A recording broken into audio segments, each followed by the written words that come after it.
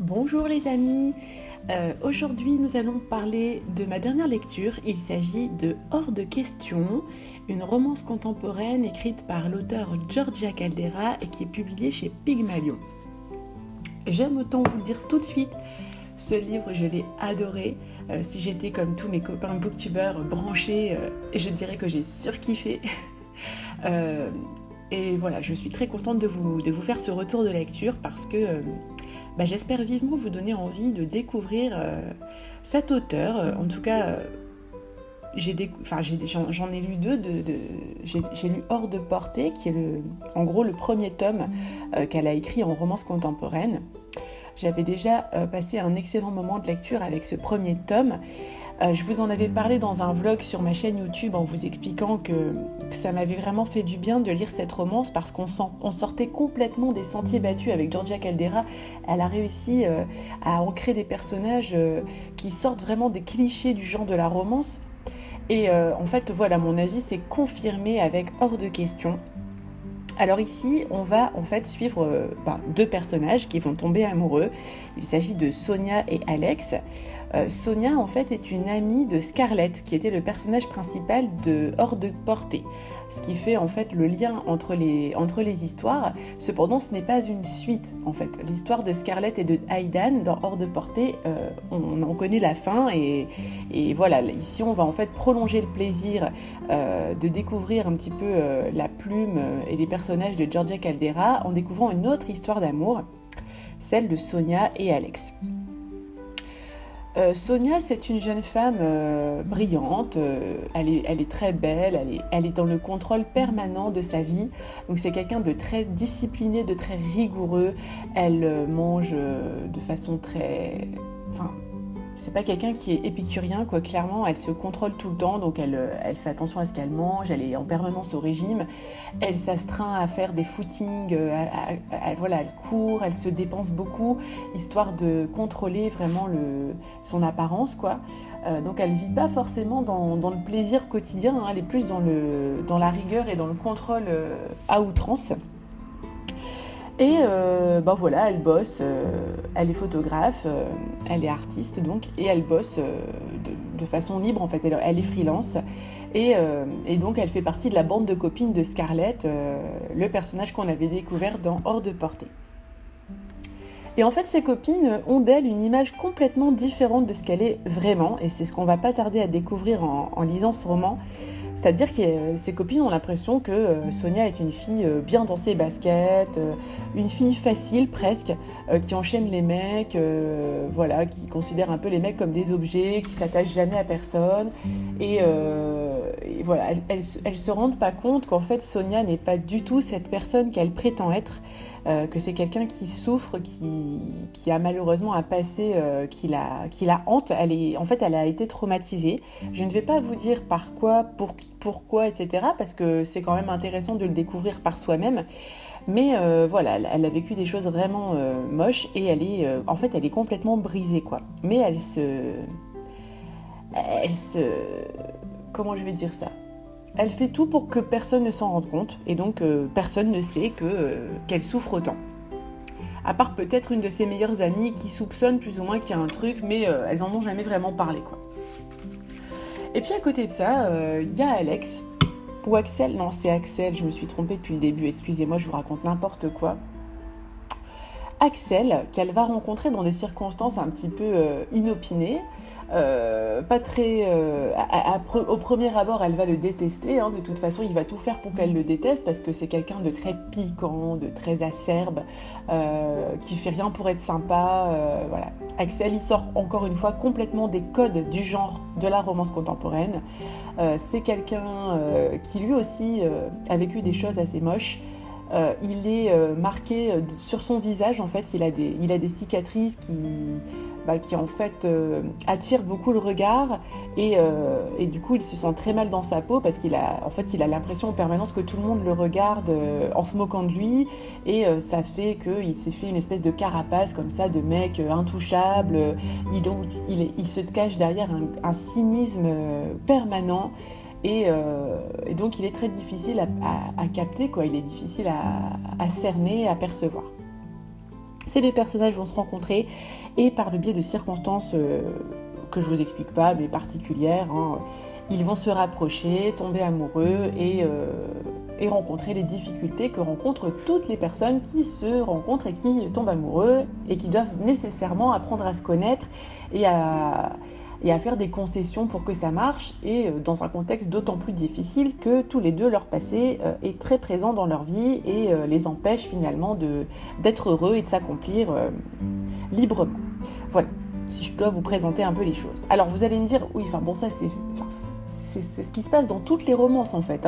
C'est toujours deux personnes qui se rencontrent, qui vont tomber amoureuses, mais qui vont rencontrer des difficultés parce qu'elles ont un passé et que c'est difficile. Oui, mais là, si vous voulez, l'intérêt de la chose, c'est qu'avec Georgia Caldera, ça se passe pas comme dans les autres romances. Et j'y réfléchis depuis que j'ai fini ce roman. Je me dis, mais qu'est-ce qui fait que ça m'a autant plu? Parce que vraiment, je vous assure, je l'ai dévoré en quelques soirées. J'étais au boulot la journée et j'avais qu'une hâte, c'était d'être au soir, de pouvoir me replonger dans ce roman. Et j'avais le cœur qui battait très fort en me disant oh, j'espère que ça va marcher entre nos deux personnages, comment ils vont y arriver. Et puis surtout, qu'est-ce qui se passe, quoi? Pourquoi ils ont tous les deux ces réticences? Parce qu'en fait, Georgia Caldera, elle nous distille plus ou moins des petits indices pour nous expliquer ce qui s'est passé dans leur vie. Mais on n'a pas les clés en fait. On va le découvrir petit à petit et en fait du coup ça donne un petit côté très épicé. Ça donne de l'intérêt en fait à l'intrigue. Voilà. Alors pourquoi j'ai autant aimé? Je pense que c'est tout simplement parce que y a une justesse dans le propos. Il y a quelque chose de très subtil dans l'écriture de Georgia Caldera, dans la façon dont elle décrit les personnages, dont elle décrit les sentiments. Le sentiment amoureux naissant, c'est quelque chose qui est difficile à appréhender, je trouve. Et alors personnellement, moi, je crois que ça m'a beaucoup touchée parce que je me suis beaucoup retrouvée dans sa description de l'amour naissant et dans la façon dont moi-même j'ai pu réagir quand j'ai rencontré l'homme qui aujourd'hui est mon mari. Alors ça fait 14 ans, donc je peux vous dire que ça remonte quand même à pas mal de temps. Et je sais pas, il y a quelque chose qu'elle a capté dans la naissance du sentiment amoureux que je retrouve pas ailleurs. Et du coup, voilà, je trouve qu'il y a cette justesse qui me parle beaucoup. Et du coup, j'espère que ça vous parlera aussi. C'est pas du tout cucul la praline, vous voyez, c'est vraiment quelque chose... c'est une romance qui, je pense, pourrait plaire à des gens qui ne lisent pas de romance ou qui ne l'apprécient pas, ce genre. Parce que, je sais pas, on tombe pas du tout dans les écueils de ce genre qu'on peut retrouver dans tout un tas de romans qui sont sur le marché. Je pense notamment aux 50 nuances de Dob et compagnie. On n'est pas du tout dans ce schéma-là. Et du coup, je pense que c'est pas compliqué de s'attacher aux personnages qu'elle nous présente et de se mettre à leur place et d'avoir envie que ça marche pour eux. Voilà ce que je peux vous dire. En tout cas, c'est ce que j'ai compris en essayant d'analyser un petit peu la façon dont j'ai apprécié ce roman. Voilà, c'est vraiment la justesse du ton. Vous voyez, le personnage d'Axel, il est très cynique, il se cache derrière des répliques acerbes, n'hésite même pas à blesser les gens à travers son langage, mais voilà, pour lui, le plus important surtout, c'est de détourner les gens de son physique et de couper l'herbe sous le pied aux gens, en fait, d'anticiper les railleries éventuelles dont ils pourraient être victimes et d'attaquer avant de s'en prendre plein la gueule, en fait.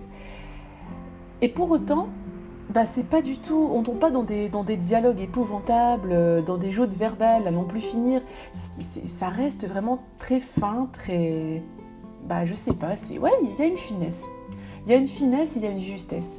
Et c'est vraiment un point que j'ai vraiment apprécié et qui m'a permis de dévorer ce roman. Alors je vous disais dans mon précédent vlog sur la chaîne YouTube en vous parlant de Hors de portée qu'on sortait des clichés au niveau de la nature des personnages et je vous avais fait rire d'ailleurs en vous disant que d'habitude dans les romances on a une jeune cruche limite vierge qui tombait amoureuse éperdument au premier regard d'un homme beau, riche, avec un gros compte en banque et une grosse bite et qu'on partait dans des délires complètement... stupides, qu'on tombait souvent dans des clichés totalement irréalistes et qu'on avait envie de baffer les personnages. Et avec Giorgia Caldera, clairement, on n'est pas du tout dans ce schéma-là. Alors, je tiens à le souligner parce que c'est aussi ce que j'ai remarqué dans Hors de question. Le personnage de Sonia, il est à part. Moi, j'ai jamais croisé ce genre de personne dans d'autres romances.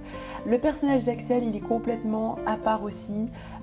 Et voilà, pour le coup, il n'a pas de pognon. C'est quelqu'un qui clairement n'a pas de statut social. Et pour autant, ça ne va pas empêcher la brillante Sonia, qui évolue, elle, dans ce monde un petit peu privilégié, aisé, de tomber amoureuse de lui. Donc vous voyez, on est quand même loin du cliché d'habitude, et ça fait du bien. Ça fait du bien. Je vous dis, il y a des choses dans la description des sentiments amoureux naissants qui m'ont vraiment paru très très justes. Il y a notamment cette bande de copines qui gravitent autour de Sonia, donc qui en fait ne la connaissent pas réellement, on s'en rend assez vite compte, et qui passent leur temps à glousser, à faire en gros les pétasses, quoi. Et ça aussi, j'ai trouvé que c'était très bien décrit de la part de l'auteur, parce que j'ai ressenti ça moi aussi quand j'ai rencontré mon mari, la nécessité de m'éloigner un peu des cancans, des jacasseries autour de moi, et de me concentrer vraiment sur cette personne, sur cette belle personne que je venais de rencontrer, et d'apprendre à la connaître et de ne pas être polluée par les copines qui gloussent ou par l'entourage qui n'est pas forcément très clément, vous voyez. C'est des choses qui sont vraiment très justes. Voilà, je tourne en rond depuis le début de cette chronique, mais je reviens toujours à la base. Elle est juste, Giorgia Caldera, vraiment. Vraiment, je trouve ça admirable. La façon dont Axel va petit à petit se faire sa place dans la vie de Sonia, lui ouvrir les yeux sur sa façon de vivre qui est beaucoup trop dans le contrôle et dans la rigueur. Voilà, tout doucement l'amener à se lâcher un peu, à apprécier les petites choses comme un saladier de bonbons ou dévorer une série télé. J'ai trouvé ça très touchant et c'était beau, quoi, vraiment. Voilà, moi je me suis laissée complètement embarquer et j'ai vraiment apprécié ma lecture. Donc si vous êtes déjà fanat de romance, je pense que les romances de Giorgia Caldera, vous pouvez foncer, vous allez forcément apprécier, je pense. Si vous n'êtes pas fanat de romance, mais que vous avez peut-être envie de découvrir ce genre, je ne sais pas, parce que vous êtes ouvert d'esprit et que vous vous dites pourquoi pas, moi je vous conseille Giorgia Caldera justement pour cette finesse dans le propos et pour le fait que ce soit pas du tout cucul à praline et que ça sorte complètement des clichés de la romance habituelle. C'est un peu ce que j'avais relevé aussi chez l'auteur Fleur Anna quand j'avais découvert Feeling Good. Voilà, c'est des auteurs qui ont réussi à tirer leur épingle du jeu, à ne pas rester dans les clichés de leur genre et à mettre vraiment leur patte tout à fait propre. La patte un peu rock'n'roll, un peu avec un regard très particulier sur la vie en fait. Et voilà, je suis toute contente de découvrir ce genre de nana qui écrit vraiment des romans top. Voilà.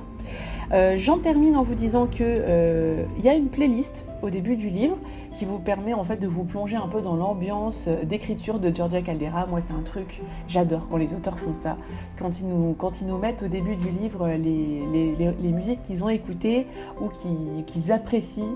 Ça nous permet vraiment de rajouter quelque chose à la lecture. Donc voilà, j'ai suivi la playlist et j'ai vraiment adoré. Ça a vraiment mis une ambiance particulière dans ma lecture. Donc voilà, c'est encore un petit plus. Et maintenant, j'attends la suite parce qu'en fait, j'étais un peu secouée parce que j'étais sûre que ce roman allait se terminer, qu'on allait savoir le fin mot de l'histoire, qu'on allait avoir découvert à la fin du livre ce qui hantait non seulement le personnage féminin mais également le personnage masculin. Et en fait, il n'en est rien. Ce livre nous permet de découvrir un peu plus le passé de Sonia. Elle va petit à petit se livrer à Axel, lui dire un peu ce qu'elle a vécu et il va l'aider à prendre le dessus sur le traumatisme qu'elle subit encore aujourd'hui. Mais en ce qui concerne Axel, on n'en saura pas trop plus. On a découvert un petit peu sa famille, etc. Mais on ne sait pas en fait comment il est devenu cet Axel, qu'est-ce qui lui est arrivé par le passé. Et il va falloir attendre de lire le roman Hors de contrôle pour connaître en fait la suite, qu'est-ce qui se passe dans la vie de ces deux personnages. Et en fait ça se termine pas très bien hors de question, ça se finit sur une note un petit peu tragique. Et du coup voilà, ça donne très envie de découvrir la suite. J'ai fait le tour de la question, je pense que j'ai répété 15 fois chaque chose que je vous ai dit, je dois vous saouler, donc je vais m'arrêter là. Voilà, j'espère que ce petit podcast vous a plu, que ça vous a donné envie de découvrir les romances de Georgia Caldera, qui n'a pas écrit que des romances, je tiens à le préciser. Elle écrit également de l'urban fantasy, elle avait écrit la saga Les Larmes Rouges, qui je pense est plus de la beat lit. Donc voilà, elle écrit aussi dans la littérature de l'imaginaire, dans le fantastique, quoi, mais j'ai pas encore découvert son univers fantastique. Moi j'ai commencé avec les romances, donc voilà. J'ai toute la vie pour lire tout le reste de ses livres. Et donc, en attendant demain, faites-vous plaisir et bonne lecture. Salut les amis!